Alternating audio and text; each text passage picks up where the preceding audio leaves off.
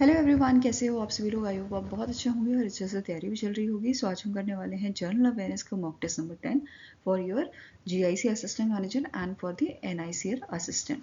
अगर आपने इसके प्रीवियस मॉक टेस्ट नहीं देखे हैं तो आई बटन पे मैंने प्लेलिस्ट ऐड कर दी है, यहाँ पे आपको इसका लिंक मिल जाएगा और आप सारे ही जो मॉक टेस्ट है उसे अटेम्प्ट कर पाएंगे। साथ में ही इस लेक्चर की जो PDF है वो आपको हम वीडियो पब्लिश होने के बाद हमारे टेलीग्राम चैनल पे प्रोवाइड कर देंगे, जिसका लिंक डिस्क्रिप्शन बॉक्स में दिया हुआ है। तो चलिए जल्दी से स्टार्ट करेंगे आज का मॉक टेस्ट। फर्स्ट आपका क्वेश्चन है, as per the NITI Aayog's report title India's booming gig and platform economy perspective and recommendation of the future work, the number of gig and platform worker is expected to increase to -% by 2029-2030।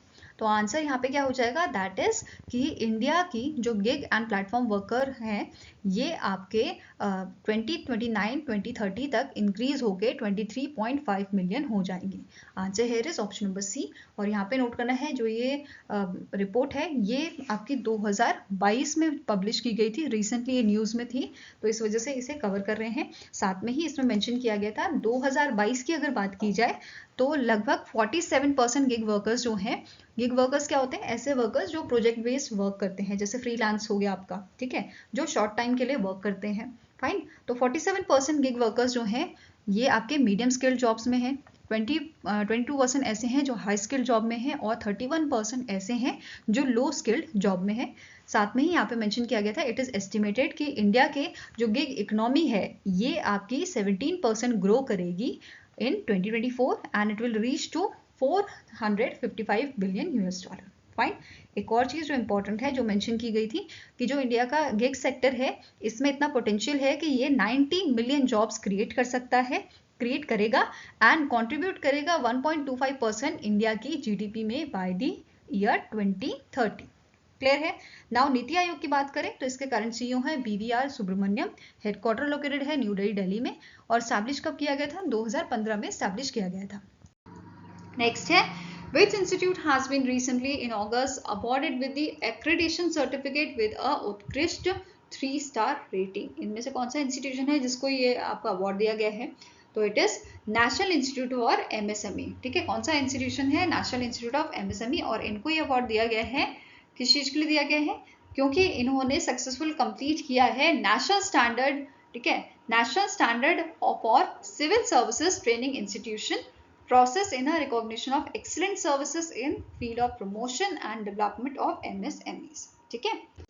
Now next is who has been elected as a 47th president of USA। आप सभी को पता है इसका answer, answer here is Donald Trump. ठीक है, Donald John Trump जो है नए प्रेसिडेंट आपके बने हैं, 47th प्रेसिडेंट, और इस मतलब अभी तो 47th बने हैं और इससे पहले भी इन्होंने एज अ प्रेसिडेंट सर्व किया है जब ये 45th जो है प्रेसिडेंट बने थे। ठीक है, 45th प्रेसिडेंट ये आपके बने थे USA के।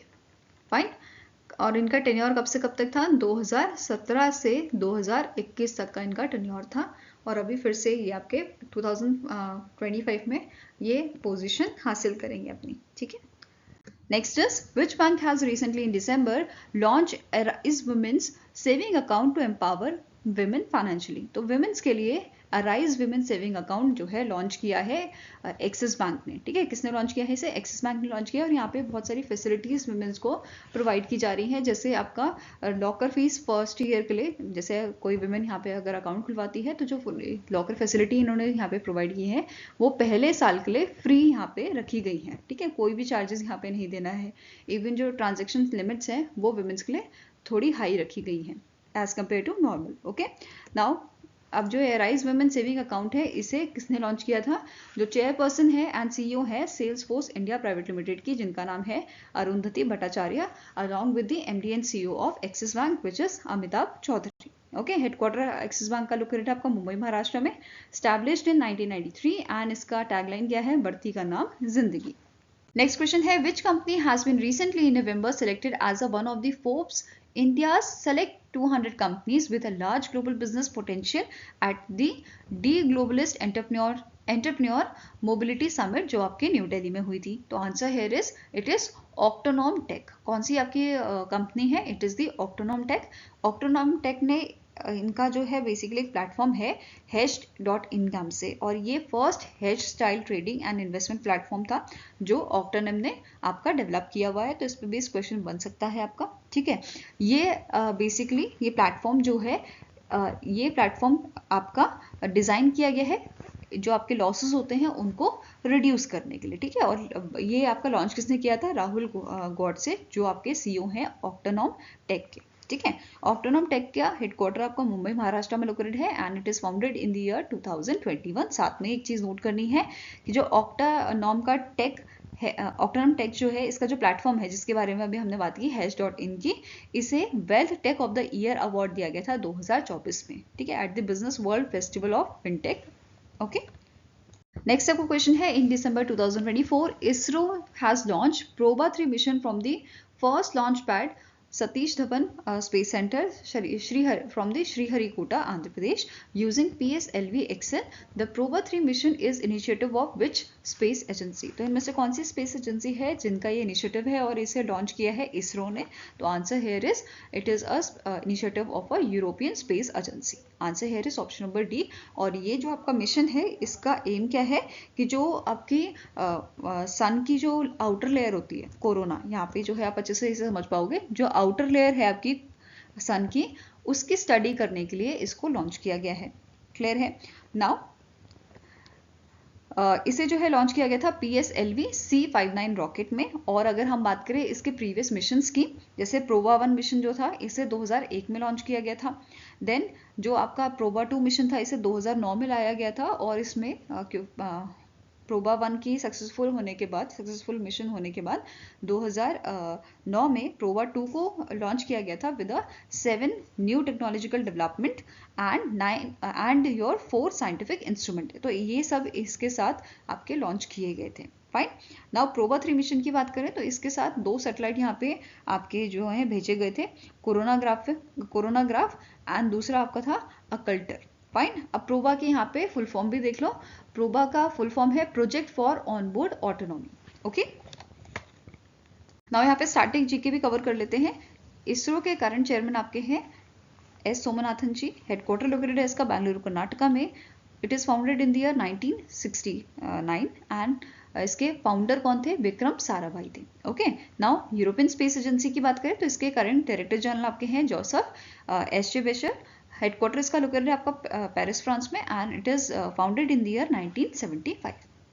नाउ नेक्स्ट आपका क्वेश्चन है, international civil aviation day is observed annually on. तो इंटरनेशनल सिविल एविएशन डे हम 7 दिसंबर को ऑब्जर्व करते हैं, जिसका थीम आपका था safe skies sustainable future together for the next 80 years. और इस साल हमने 80th एनिवर्सरी जो है ऑब्जर्व की है आपके शिकागो कन्वेंशन की, या convention on international civil aviation की बोल सकते हैं। अब ये है क्या? बेसिकली एक अग्रीमेंट साइन हुआ था बहुत सारे नेशंस के साथ, इसके बारे में डिटेल में पढ़ेंगे। अभी ऐसा समझो कि एक अग्रीमेंट साइन हुआ था जिस अग्रीमेंट के तहत बहुत सारे नेशन ने अग्री किया था कि हमारा एरोस्पेस दूसरी कंट्री यूज कर सकती है फॉर ट्रैवलिंग। जैसे फॉर एग्जाम्पल मुझे UAE जाना है, ठीक है, इंडिया से मेरी फ्लाइट है, UAE मुझे जाना है और हमारा जो रूट पड़ता है वो पाकिस्तान के एयरस्पेस यूज करता है, ठीक है। अगर यहाँ पे पाकिस्तान मना कर दे कि मेरा एरोस्पेस यूज नहीं करना है तो इंडिया को दूसरा रूट लेना पड़ेगा, है ना, जो लंबा रूट होगा।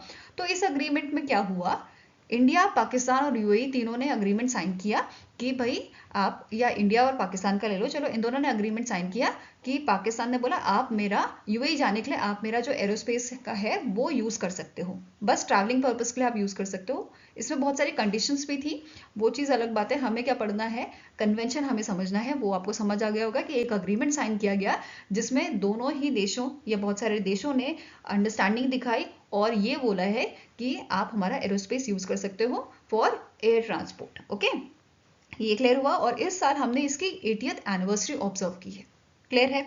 अगर पहले फर्स्ट एडिशन की यहाँ पे बात करें, जो पहला एडिशन था ये कब ऑब्जर्व किया गया था? जब 50th एनिवर्सरी हुई थी इस कन्वेंशन की, जो 1994 में मनाया गया था, ठीक है। पहला एडिशन इंटरनेशनल सिविल एविएशन का 1994 में मनाया गया था। नाउ अब इस ओकेजन पे इंडिया में भी इवेंट हुए थे और इंडिया के जो मिनिस्टर ऑफ सिविल एविएशन है उन्होंने इस इवेंट को अटेंड किया था, जो आपका Rajiv Gandhi national aviation university जो है यहाँ पे इस इवेंट को जो है ये इवेंट हुआ था अमेठी उत्तर प्रदेश में, और ये फर्स्ट कन्वोकेशन भी था इस यूनिवर्सिटी का। साथ में ही इस यूनिवर्सिटी ने MOU साइन किया है IIT पटना, IIT रोपड़ और IIT भिलाई के साथ टू एडवांस और to foster the collaboration and innovation in the fields of aviation and aerospace. ठीक है, अपनी फ्यूचर रिसर्च और डेवलपमेंट इनिशिएटिव्स के लिए इन्होंने यहाँ पे कोलैबोरेट किया है।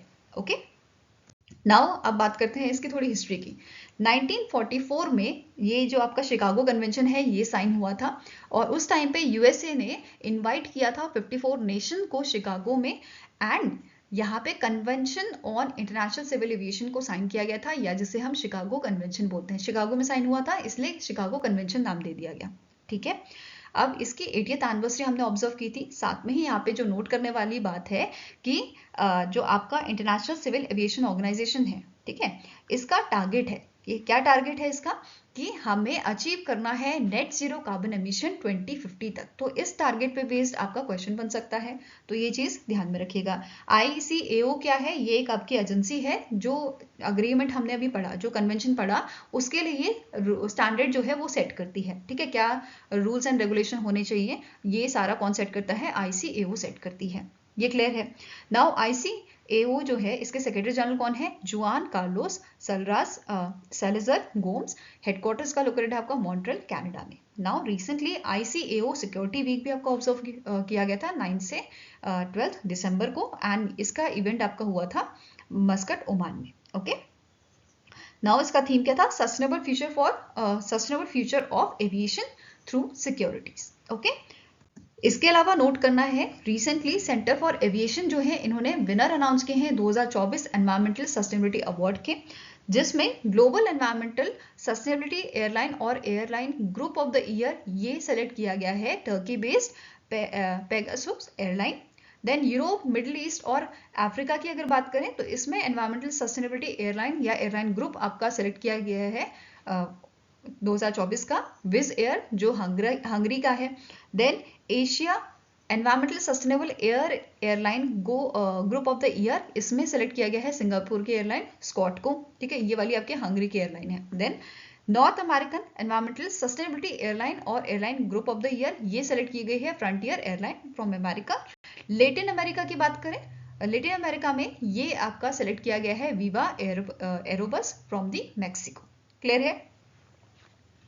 नाउ नेक्स्ट क्वेश्चन है, with which country India signed an MOU to establish a joint commission for cooperation in a sectors like trade, investment, education, etc. तो recently जो फॉरेन मिनिस्टर हैं आपके कुवैत के, जिनका नाम है अब्दुल्ला अली अल यहाई, उनका विजिट था इंडिया में 3 से 4 दिसंबर को, और इस दौरान इन्होंने एक MOU साइन किया है इंडिया के साथ स्टैब्लिश करने के लिए जॉइंट कमीशन फॉर कॉर्पोरेशन, जैसे ट्रेड, इन्वेस्टमेंट, एजुकेशन, इन जैसे सेक्टर्स के लिए। फाइन, तो आंसर यहाँ पे क्या हो जाएगा, it is Kuwait. Answer here is option number A, India और कुवैत के बीच में ये आपका joint commission for corporation establish करने के लिए MOU साइन हुआ है।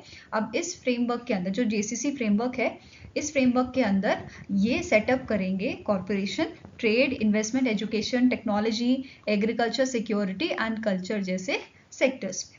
क्लियर है। अब ये MOU किसने साइन किया था, इंडिया के जो आपके एक्सटर्नल मिनिस्टर हैं एस जयशंकर जी और कुवैत के जो फॉरेन मिनिस्टर हैं अब्दुल्ला अली अल यहाई, इन दोनों ने ये MOU साइन किया था। नाउ स्टैटिक इन्फॉर्मेशन भी देख लेते हैं। कुवैत के एमिर कौन है अभी, इनका नाम है शेख मिशेल अल अहमद अल जबर अल सबा। वेरेस प्राइम मिनिस्टर की बात करें तो इनका नाम है Sheikh Ahmad Al Abdullah Al Sabah, and capital क्या है आपके कुवैत की, it is Kuwait City, and currency is Kuwaiti dinar. Okay, next question है, name the player who has won the 2024 men's Ballon d'Or और golden ball award in Paris, France. तो इनमें से कौन से आपके प्लेयर हैं जिन्हें 2024 का मेंस कैटेगरी में बैलन डोर अवार्ड दिया गया है, तो it is Rodrigo Hernandez. Answer आपका हो जाएगा यहाँ पे ऑप्शन नंबर सी। वहीं पे आपको एक और चीज जो नोट करनी है कि ये कौन सा एडिशन था बैलन डोर का, तो 68 एडिशन था। ठीक है, कौन सा एडिशन था, 68 एडिशन था, जिसके सेरेमनी आपकी फ्रांस में हुई थी, पेरिस फ्रांस में ये हुई थी 28 अक्टूबर को। क्लियर है। वहीं पे विमेंस की अगर बात करें तो विमेन कैटेगरी में ये अवार्ड दिया गया था एटाना बॉनमाटी को, और इन्हें second time second consecutive year ये अवार्ड दिया जा रहा है जो बार्सिलोना फुटबॉल क्लब के लिए खेलती हैं, ठीक है। वहीं पे नेक्स्ट अगर यहाँ पे बात करें best player as under 21 Kopa trophy जो है ये किसको दी गई है, लामिने यमल नेस्रो एबाना जो है फ्रॉम स्पेन, इनको ये अवार्ड दिया गया है, ठीक है।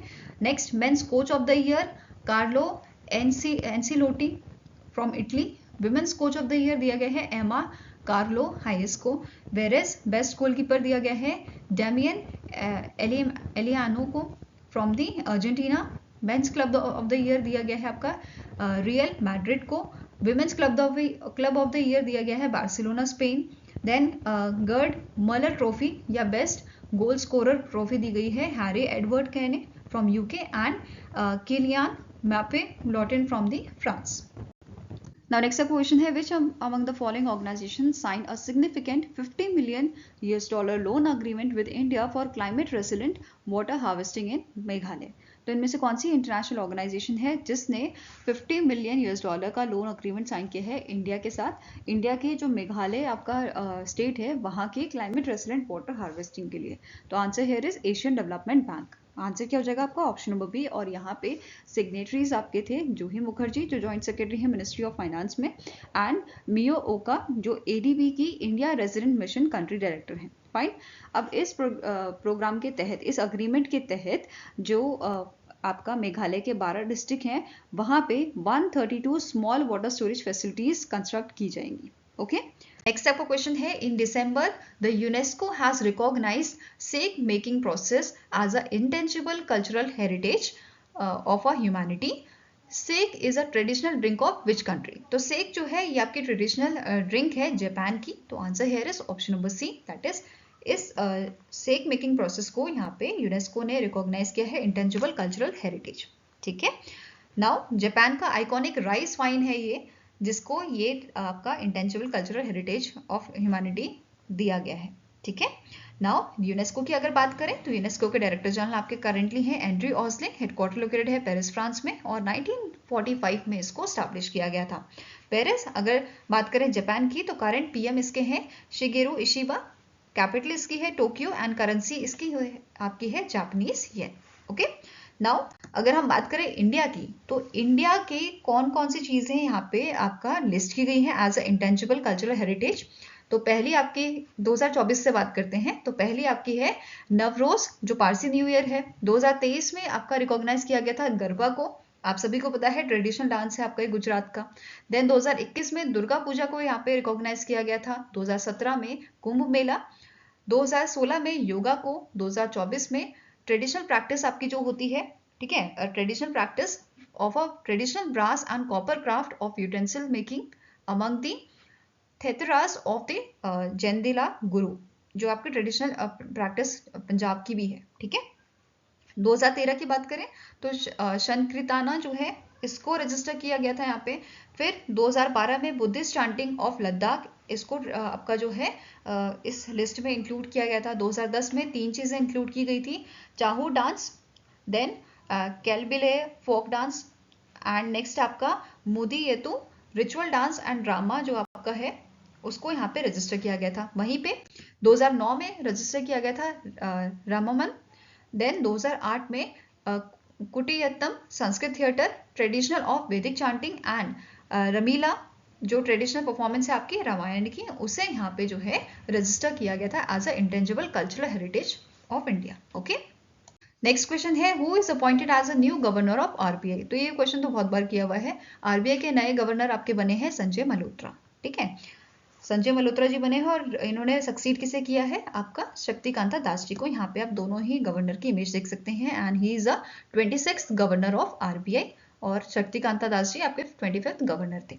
ठीक है, अब यहाँ पे एक चीज नोट करना है, एक तो इनका टेन्योर जो है 3 साल का है और इन्होंने एज अ सीएमडी भी वर्क किया है आरईसी लिमिटेड में। ओके, नेक्स्ट आपका क्वेश्चन है which company has delivered its second Drishti 10 Starliner surveillance drone to the Indian Navy at a Porbandar base in Gujarat. तो इनमें से कौन सी कंपनी है जिसने रिसेंटली सेकंड दृष्टि 10 स्टारलाइनर जो है सर्विलेंस ड्रोन जो है वो डिलीवर किया है किसे, इंडियन नेवी को। इससे पहले भी इंडियन नेवी को पहला जो दृष्टि 10 स्टारलाइनर ड्रोन है वो डिलीवर किया गया था इन मंथ ऑफ जनवरी। ठीक है, जनवरी 2024 में ये डिलीवर किया गया था इंडियन नेवी को।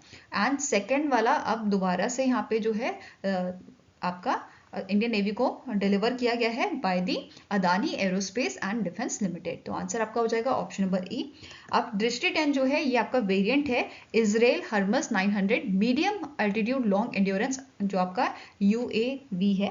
ठीक है, ड्रोन जो है आपका बेसिकली, और इसे मैन्युफैक्चर किसने किया है? अदानी एरोस्पेस ने। ठीक है, अब जो ये आपका ड्रोन है ये आपका 32,000 फीट तक यहाँ पे जो है आराम से काम कर सकता है। पेलोड ये कितना कैरी कर सकता है? 450 kg का ये पेलोड कैरी कर सकता है। यहाँ पे आप इसकी इमेज देख सकते हैं।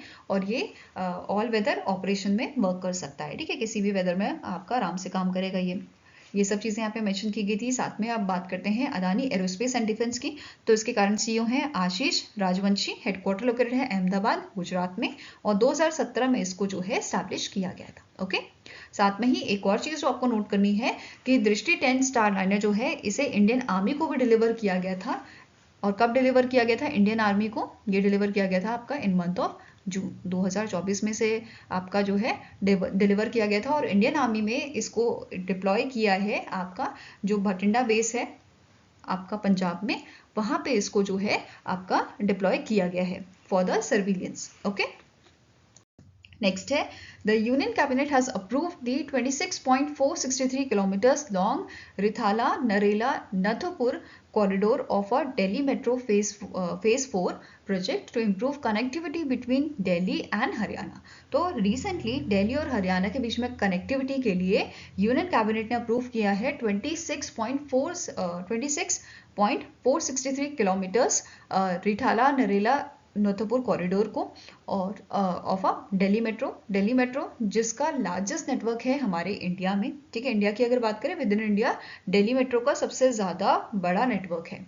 ठीक है, साथ में ही इन्होंने यहाँ पे क्या बोला है, ये कॉरिडोर जो है ये इंप्रूव करेगा कनेक्टिविटी दिल्ली और हरियाणा के बीच में। और इसके लिए इस प्रोजेक्ट के लिए टोटल कॉस्ट जो है कितनी दी गई है? It is your ₹6,230 crore. Answer है इस ऑप्शन नंबर सी। और ये जो प्रोजेक्ट है ये 4 साल में आपका कंप्लीट होएगा।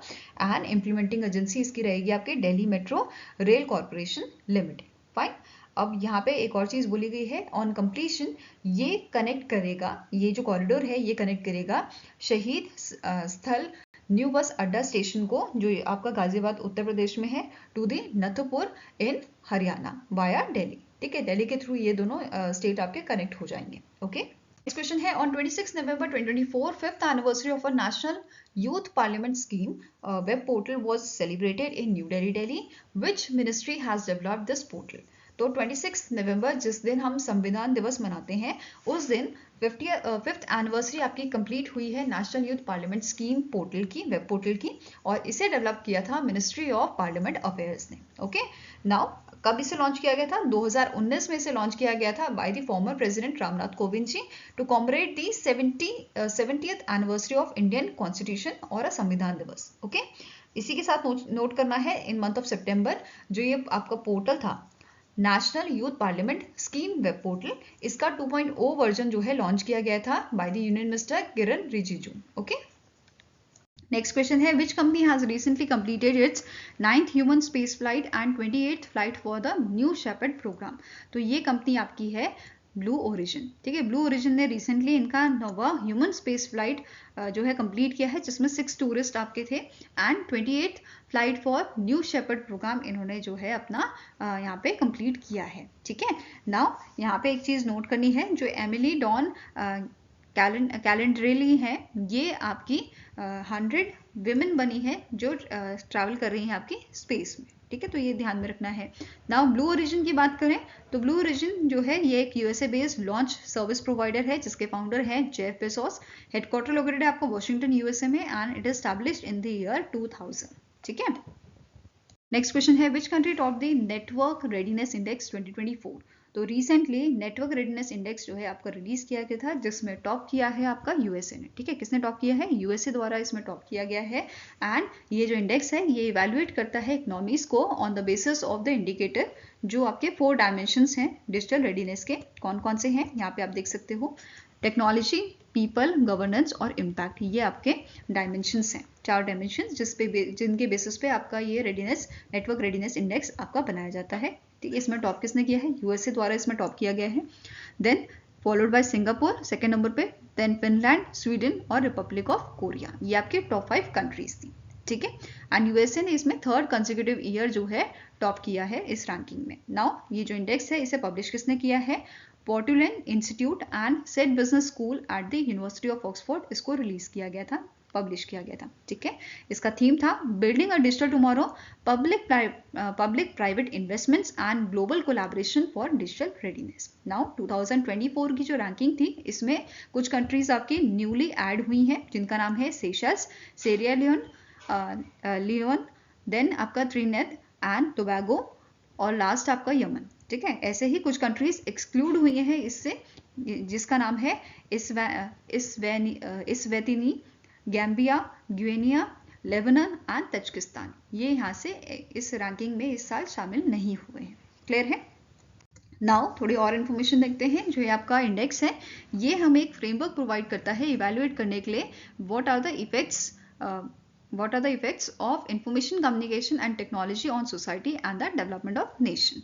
इनिशियली फर्स्ट जो आपका NRI इंडेक्स जो था ये पक्का पब्लिश हुआ था, 2002 में पब्लिश किया गया था। अंटिल 2016 ये आपका पार्ट था ग्लोबल इंफॉर्मेशन टेक्नोलॉजी रिपोर्ट का, which was published by the world economic forum along with Cornell university and instead. Okay, now 2019 में इसे रीडिज़ाइन किया गया एंड देन इसे जो आपका PI इंस्टीट्यूट है ये इसे पब्लिश करने लगा। नाउ 2024 के रैंकिंग की बात करें तो इसमें 133 इकोनॉमीज जो हैं उनको उनकी परफॉर्मेंस यहाँ पे आपकी इवेल्युएट की गई थी। टोटल कंट्रीज की यहाँ पे बात करें तो टोटल में से 52 आपके हाई इनकम इकोनॉमीज थी, हाई इनकम कंट्रीज थी, 36 आपकी थी अपर मिडिल इनकम इकोनॉमीज, 32 थी आपकी lower middle income economies and 13 आपकी लो इनकम इकोनॉमीज इस लिस्ट में शामिल हुई थी। नाउ टॉप 3 कंट्रीज देखते हैं इन चारों आपके कैटेगरीज में। पहली है हाई इनकम इकोनॉमीज जिसमें यूएसए, सिंगापुर और फिनलैंड टॉप 3 कंट्रीज थे। देन अपर मिडिल इनकम में China, Malaysia and Thailand. Lower middle income countries में आपके आ जाते हैं लोअर मिडिल इनकम कंट्रीज में Vietnam, India and Philippines. Low income economies में आपके आ जाते हैं रवांडा, युगांडा एंड मालावी। ठीक है, नाउ पोर्टलैंड इंस्टीट्यूट जो है इसके स्टार्टिंग इन्फॉर्मेशन देख लेते हैं। इसके फाउंडर हैं आपके सुमित्रा दत्ता एंड ब्रूनो लैंडविन। इसका हेडक्वार्टर लोकेटेड आपका वॉशिंगटन DC में। ओके, नाउ बात करते हैं यहाँ पे इंडिया की। तो इंडिया की रैंक यहाँ पे 49 थी इस रैंकिंग में नेटवर्क रेडीनेस इंडेक्स 2024 में। अगर 2023 की बात करें तो इंडिया की यहाँ पे 60th रैंक हुआ करती थी। ठीक है, लास्ट ईयर 60th थी, अभी 49th रैंक है। और एशिया पैसिफिक रीजन में अगर हम कंपेयर करें तो इंडिया की जो है 12वीं रैंक थी एंड एशिया पैसिफिक रीजन में टॉप किया था आपका सिंगापुर ने। क्लियर है? नाउ इंडिकेटर्स जिसमें इंडिया ने टॉप किया है, जैसे आपका हो गया AI artificial intelligence scientific publication, first rank थी। ICT सर्विसेज एक्सपोर्ट में again first rank. AI talent concentration first rank थी। Then fibre to the home building internet subscription, इसमें second rank. Then international internet bandwidth again second rank. और आपका mobile broadband internet traffic with in the country, इसमें भी second rank थी। Whereas domestic market scale में third rank थी, India ने हासिल की है third rank. And annual investment in telecommunication services, इसमें इंडिया की फोर्थ रैंक थी। वेयरएज स्ट्रॉन्ग परफॉर्मेंस जिसमें इंडिया ने दी है विच इज पब्लिक पिलर, ये 29th इसमें पोजीशन थी इंडिया की। Particularly in digitisation of business 36th rank थी। एंड डिजिटली स्किल्ड इंडिविजुअल्स में 17th रैंक थी इंडिया की। नेक्स्ट क्वेश्चन है which of the following option is correct with respect to the chief of army staff general Upendra Dwivedi's visit to Nepal in month of November. पहला point है जो ये visit था इसका थीम था strengthening India Nepal ties. Next point है Indian army ने ब्लेवर mount horses और सेंटियल डॉग्स जो हैं वो प्रेजेंट किए हैं नेपाली आर्मी को। ठीक है, as a gesture of friendship. Next है जनरल उपेंद्र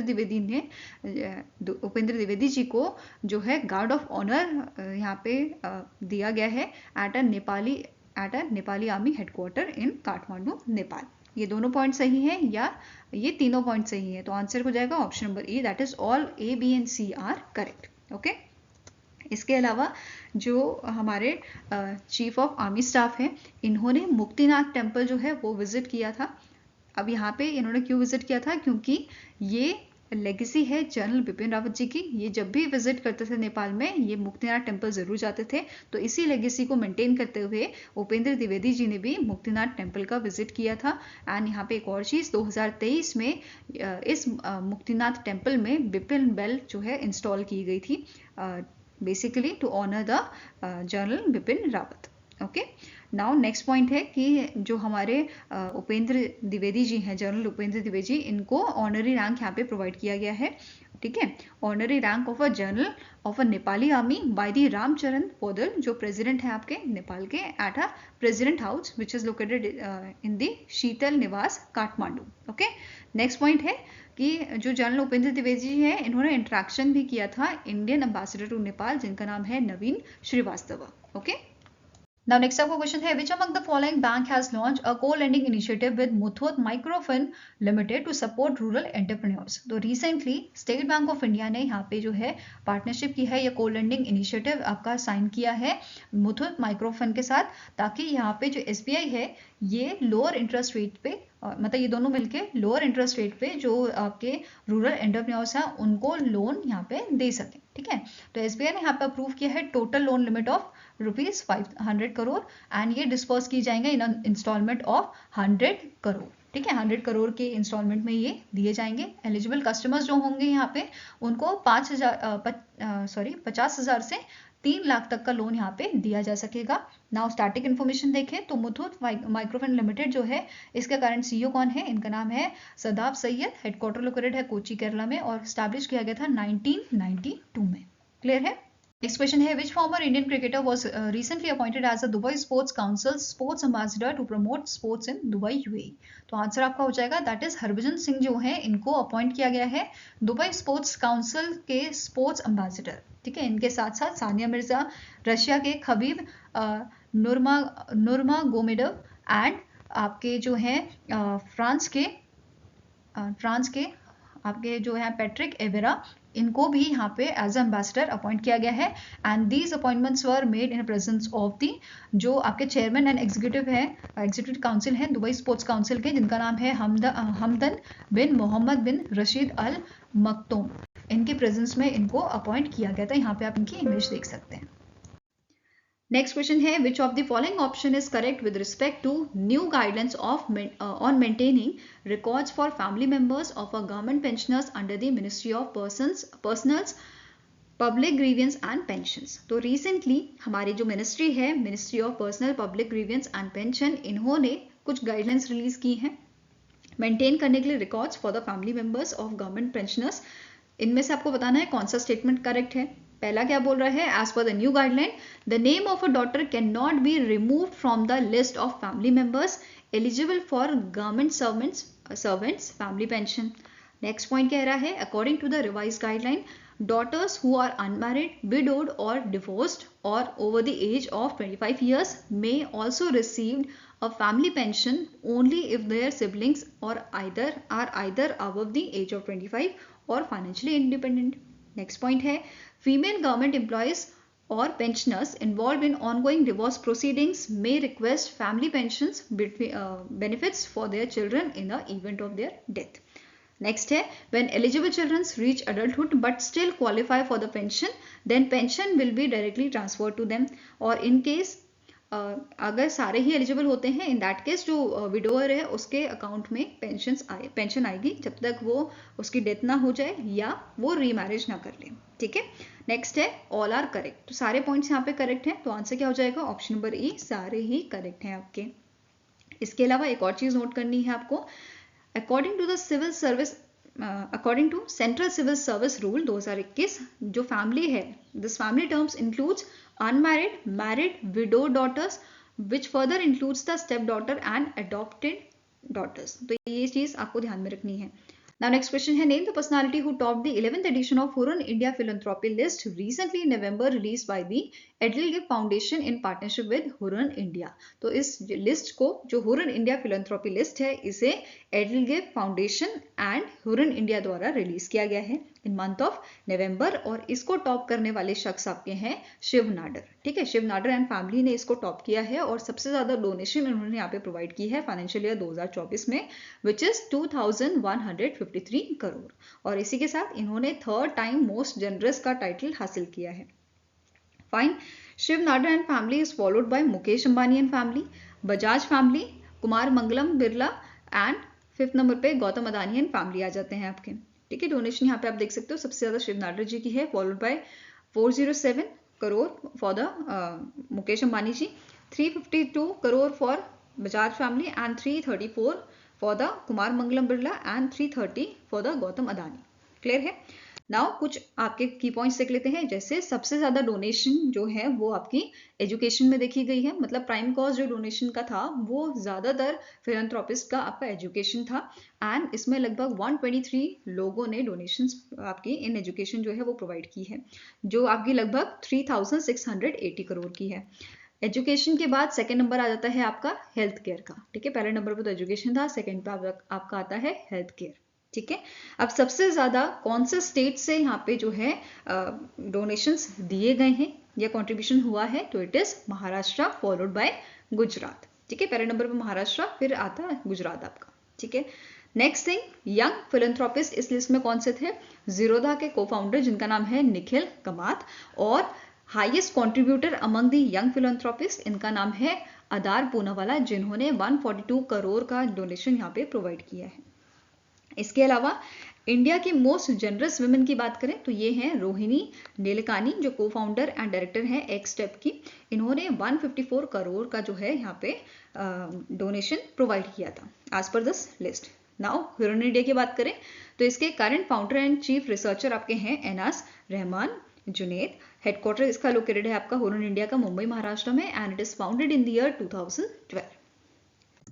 Next question है, in November 2024, Cabinet Committee on Economic Affairs has approved an equity infusion of rupees dash for the Food Corporation of India to support its working capital requirement for the financial year 2025.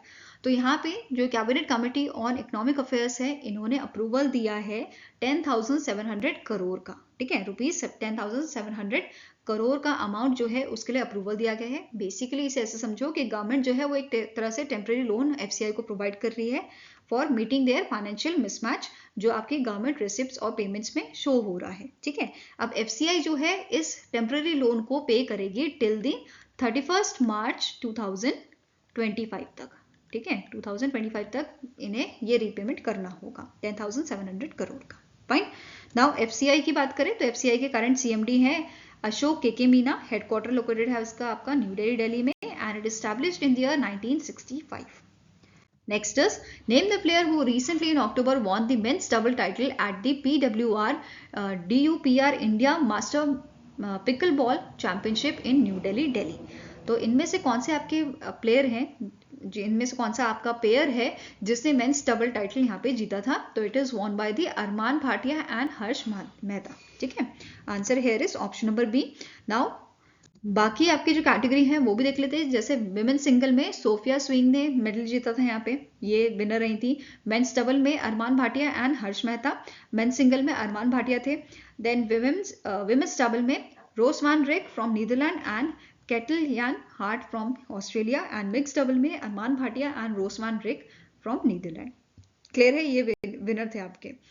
Next is, recently the Department of Agriculture and Farmers Welfare launched the Namo Drone Didi scheme aiming to empower dash women self-help groups under the Deen Dayal Antoday Yojana National Rural Livelihood Mission initiative through the drone technology for agriculture services। तो recently जो Department of Agriculture and Farmers Welfare है, इन्होंने launch किया है नमो drone दीदी scheme को empower करने के लिए विमेंस सेल्फ हेल्प ग्रुप्स को under this your DAY NRLM initiative.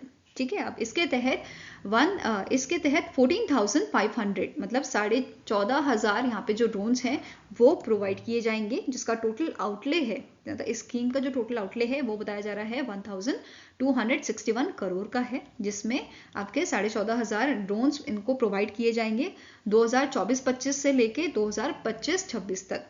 Clear है। और कौन सी यहाँ पे आपका जो है ऑर्गेनाइजेशन है जो इस स्कीम को मॉनिटर करेगी?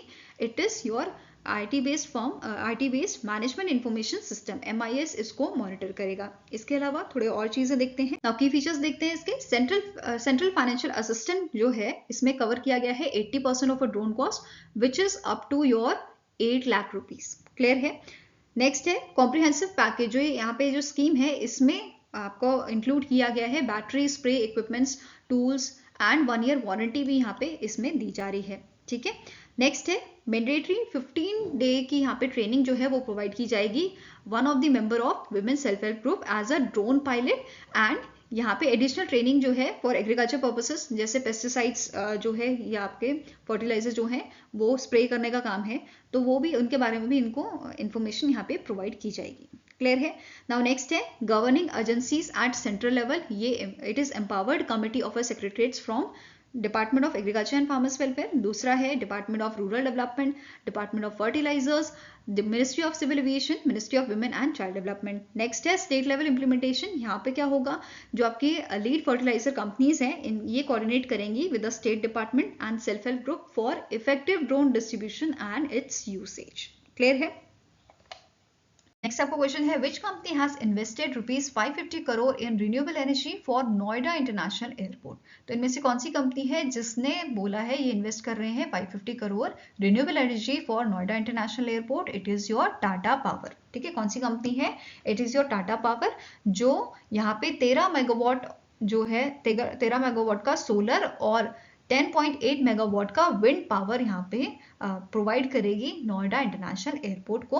और इसके तहत इस इन्वेस्टमेंट के लिए एक अग्रीमेंट यहाँ पे 2 अग्रीमेंट बेसिकली साइन हुए हैं। 2 पावर परचेज अग्रीमेंट यहाँ पे साइन किए गए हैं between your Tata Power and your Noida International Airport with a Tata Power Trading Company Limited managing the entire renewable energy interfaces for the Noida International Airport. Fine. अब यहाँ पे एक और चीज मेंशन की गई थी, 4 फेजेस में यहाँ पे बेसिकली काम है। जो फर्स्ट फेज होगा इसमें नोएडा इंटरनेशनल एयरपोर्ट का 1 रनवे एंड 1 टर्मिनल यहाँ पे तैयार किया जाएगा, जिसकी कैपेसिटी क्या होगी कि ये हैंडल कर पाएगा traffic of 12 million passengers annually. Whereas जब चारों डेवलपमेंट फेजेस आपके ओवर हो जाएंगे then it will cater to 70 million passengers per year. और यहाँ पे जो ये अग्रीमेंट साइन हुआ है, ये अग्रीमेंट बेसिकली यहाँ पे इस अग्रीमेंट के तहत टाटा पावर ने क्या बोला है, ये 25 साल का कमिटमेंट यहाँ पे प्रोवाइड कर रहे हैं for supplying the Noida international airport with a clean energy. Okay, now static information भी देख लेते हैं कि नोएडा इंटरनेशनल एयरपोर्ट जो है ये इसके करंट सीईओ कौन है। इनका नाम है Christopher Schnellmann and it is located in the Noida international airport. कहाँ लोकेटेड है आपका? जेवर, उत्तर प्रदेश में। Okay, next is which company recently in October has received a prepaid payment instrument that is PPI licence from RBI। तो इनमें से कौन सी company है जिसको recently in month of October PPI licence दिया गया था by the RBI? It is your cash free payment. ठीक है, कौन सी कंपनी है? It is your cash free payment. और कैश फ्री पेमेंट को इन मंथ ऑफ जुलाई जो है आपका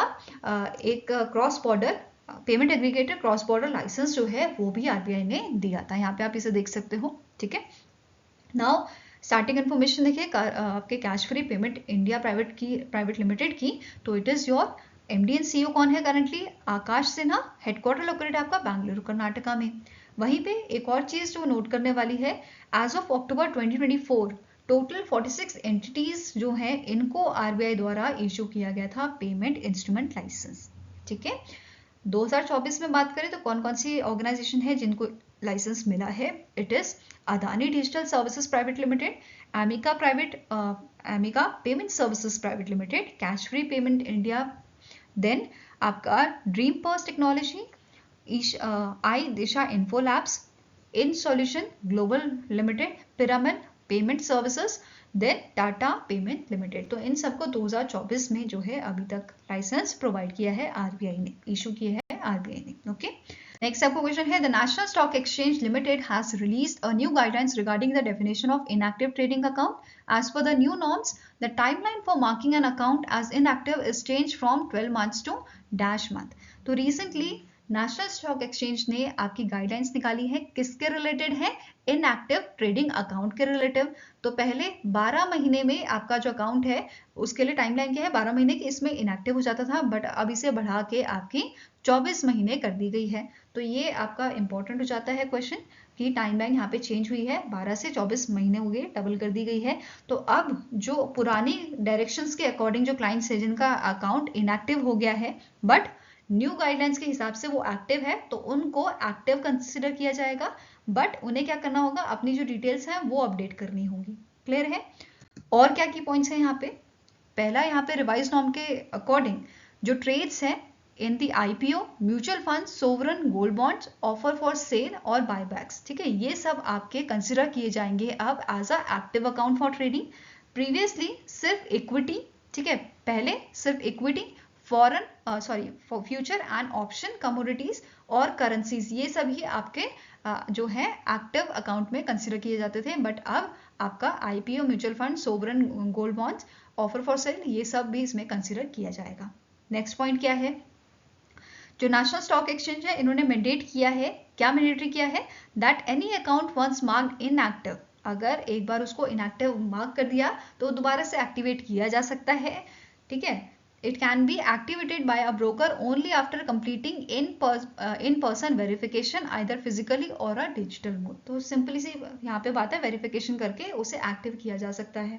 दूसरा क्या बोला है, also brokers are authorised to seek updated client details, जैसे address, email ID, bank account या इनकम डिटेल्स, तो ये सब। ओके, नेक्स्ट पॉइंट यहाँ पे क्या बोला है, the inactive account identified based on the above mention criteria, जो भी हमने यहाँ पे पढ़ा criteria, it may be termed as inactive by the trading member in unique client code database of all the respective changes। तो ये सारी चीजें यहाँ पे न्यू नॉर्म्स के अकॉर्डिंग दी गई हैं, ठीक है।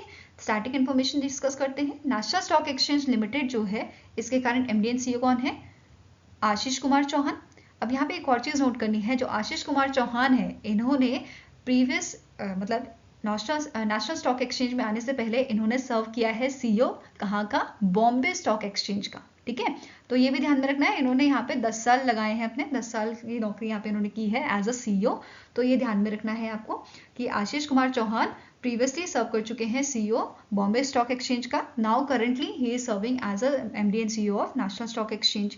नाउ NSE का आपका हेडक्वार्टर कहाँ पे लोकेटेड है? मुंबई, महाराष्ट्र में। स्टैब्लिश कब किया गया था? 1992 में। ओके, नेक्स्ट आपका क्वेश्चन है, recently in November Tata power renewable energy limited has partnered with which bank for collateral free solar financing for micro and small enterprises. तो recently in month of November Tata power renewable energy ने tie up किया है, partnership की है IndusInd bank के साथ, ताकि ये आपका कोलेटरल फ्री लोन जो है सोलर फाइनेंसिंग के लिए आपका जो है लोन प्रोवाइड कर सके माइक्रो एंड स्मॉल एंटरप्राइजेस को। और ये लोन ये 10 लाख से 2 करोड़ तक का लोन जो है इनको दे सकते हैं, ऑफर कर सकते हैं।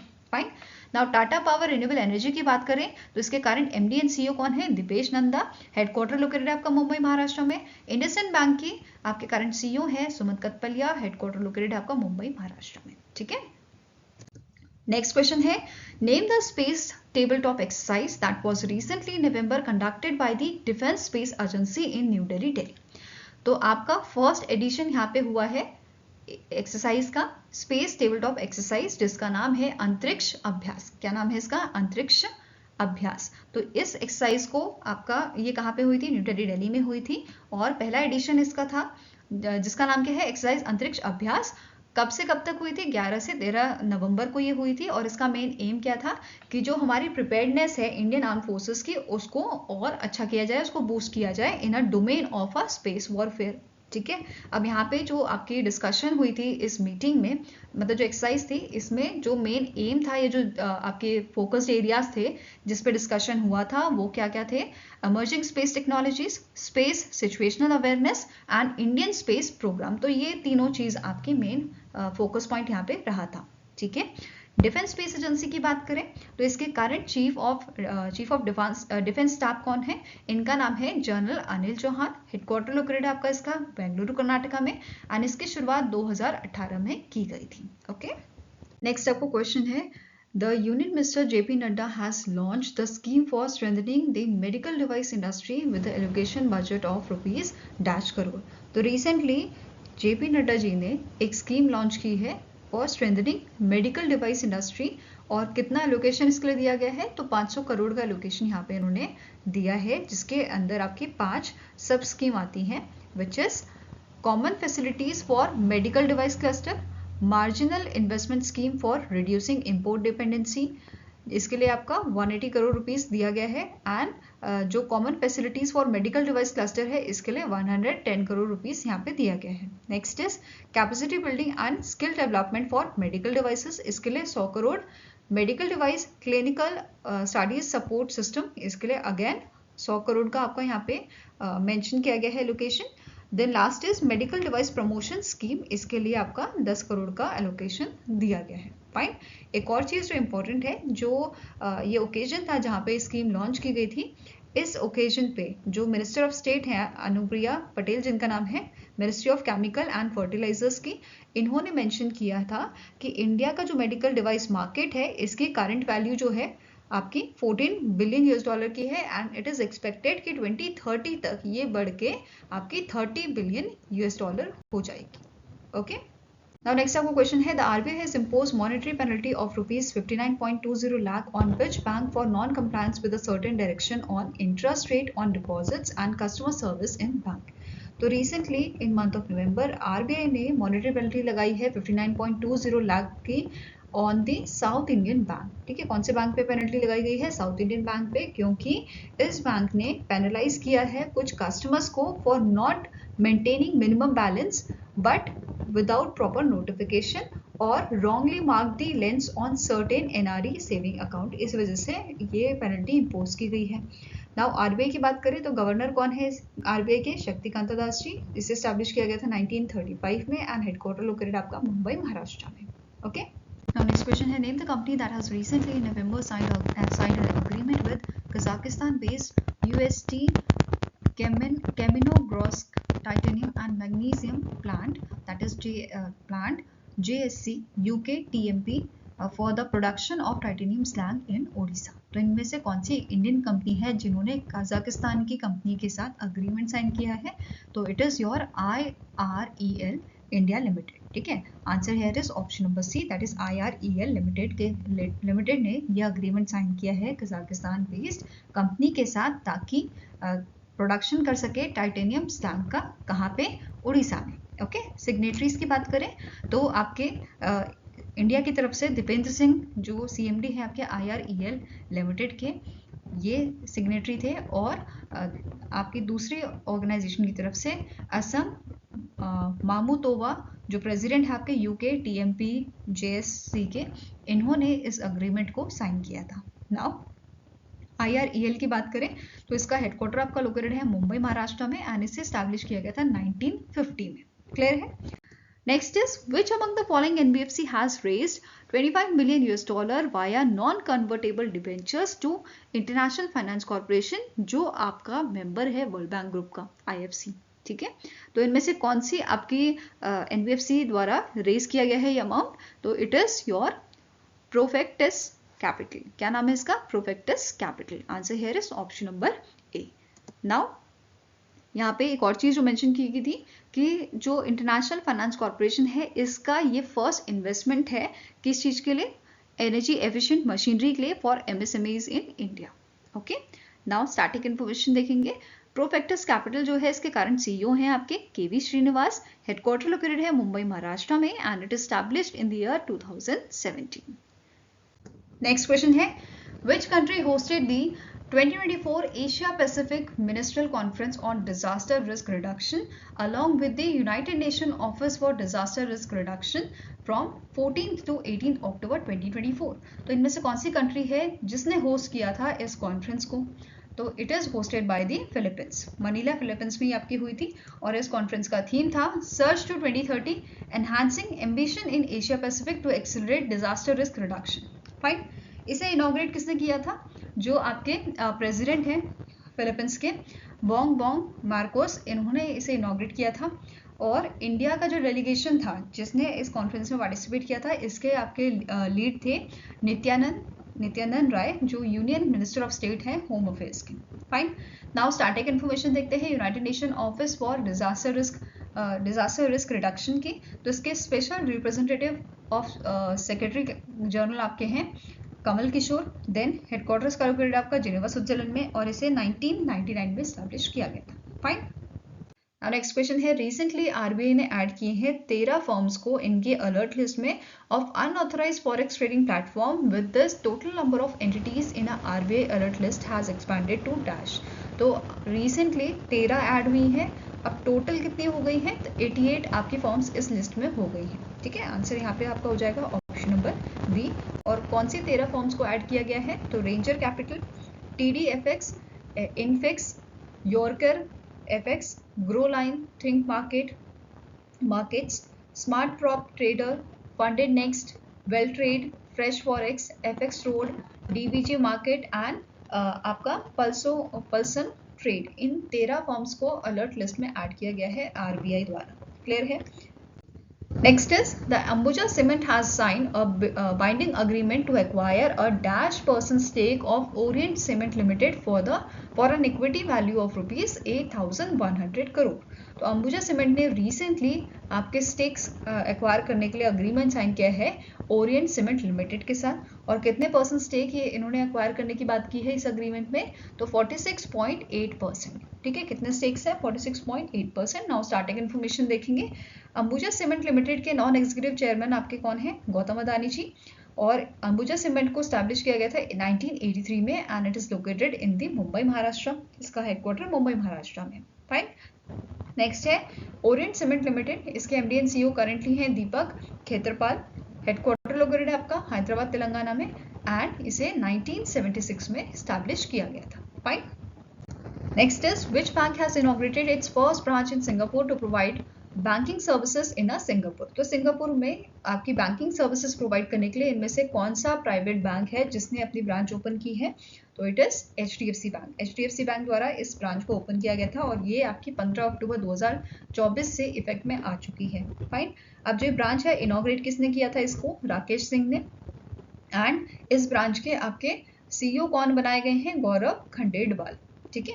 Now next question है, the Central Drug Standard Control Organization under the Ministry of Health and Family Welfare hosted the 19th International Conference of Drug Regulatory Authorities, that is ICDRA, in collaboration with which international organization?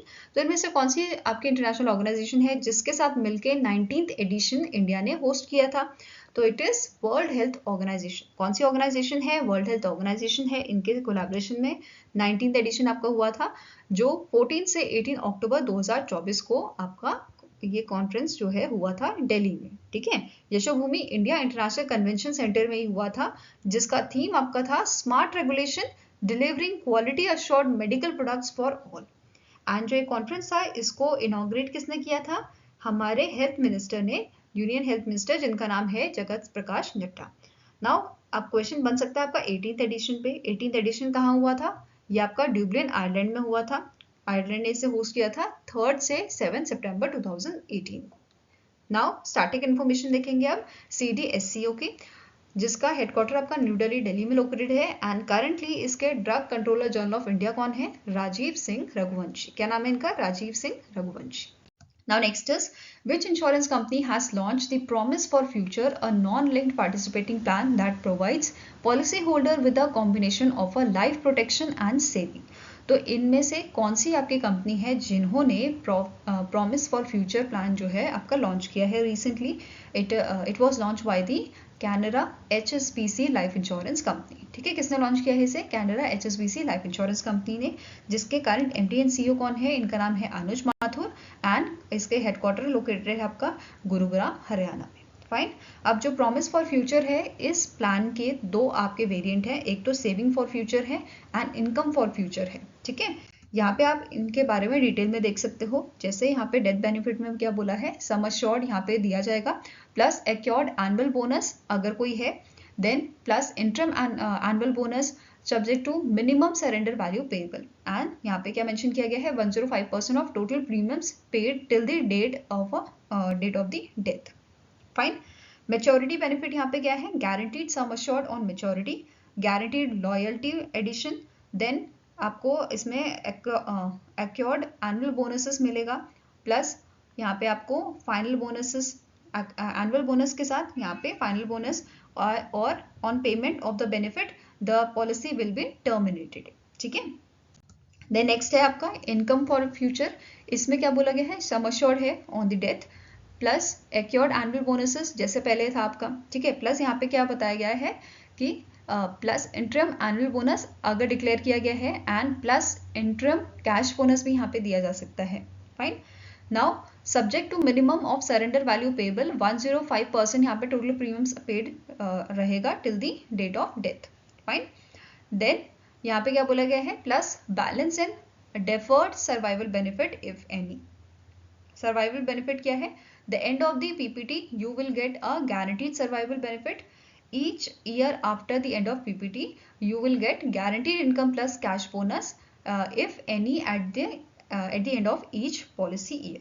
Fine. Maturity benefit यहाँ पे क्या है, एक तो 100% guaranteed sum assured यहाँ पे दिया जाएगा on maturity plus acquired annual bonuses, and on payment of this benefit, the policy will terminate and all the benefits will cease to exist thereafter. Fine. ये पूरा डिटेल हमने इनकी साइट से ही लिया हुआ है। क्लियर है। आई होप गाइस आपको ये वीडियो पसंद आया हो। पसंद आया तो लाइक एंड शेयर जरूर कीजिएगा और हमारे साथ जुड़ने के लिए हमारे चैनल को सब्सक्राइब कीजिएगा। अगर आपके कुछ सजेशन है तो आप हमें मेल कर सकते हो benchmarkstudy007@gmail.com पे, या फिर आप हमें कमेंट सेक्शन में भी लिख सकते हैं। सो मिलेंगे ऐसे ही नेक्स्ट वीडियो के साथ। Till then take care, have a nice day and all the best for your preparations.